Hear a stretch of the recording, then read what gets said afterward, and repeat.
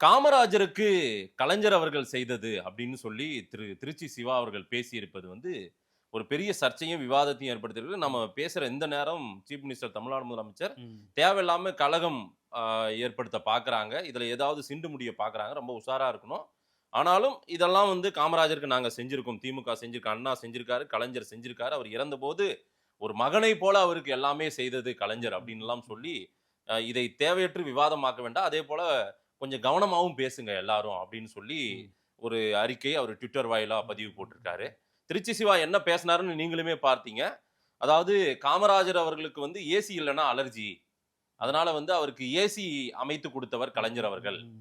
அதாவது அவர் எங்காவது பயணம் போனாருன்னா அந்த பயணியர் மாளிகை, விருந்தினர் மாளிகை தங்கினாருன்னா அங்க எல்லாம் ஏசி போடுங்கப்பா. என்னதான் இருந்தாலும் அவர் நமக்கு நம்முடைய தமிழ்நாட்டுக்காக உழைத்தவர், பாடுபட்டவர். அவருக்கு நம்ம செய்யணுன்ற கடமையை கலைஞர் செய்ததா அவர் சொல்றாரு. அது மட்டும் இல்லாம இன்னும் சில வரலாறையும் சொல்றாரு. ரொம்ப முக்கியமா அவர் சொல்றது கடைசியா அவர் இறக்கும் தருவாயில் காமராஜர் அவர்கள் கலைஞர் கையை பிடித்து கொண்டு நீங்க தான் தமிழ்நாட்டை காப்பாத்தணும், இந்த நாட்டை காப்பாத்தணும், ஜனநாயகத்தை காப்பாத்தணும் அப்படின்னு சொல்லிட்டு போனதா சொல்றாரு. அப்படிதான் சொல்லிட்டு போனாரா? இல்லை, இப்படியெல்லாம் ஒரு தனிப்பெரும் தலைவனாக கருணாநிதி இருந்திருக்க வேண்டும் என்பதான் என்னுடைய விருப்பம்.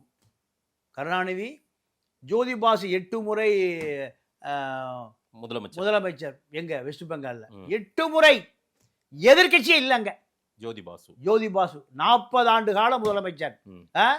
கருணாநிதி 69 முதலமைச்சர் ஆவதற்கு யாரு காலில் விழுந்தாருன்னா முதல்ல போய் விழுந்தவருடைய காலே காமராஜர் கால் தான். காமராஜருடைய காலில் நீட்டி நெடுஞ்சாக்கடையா விழுந்தார்.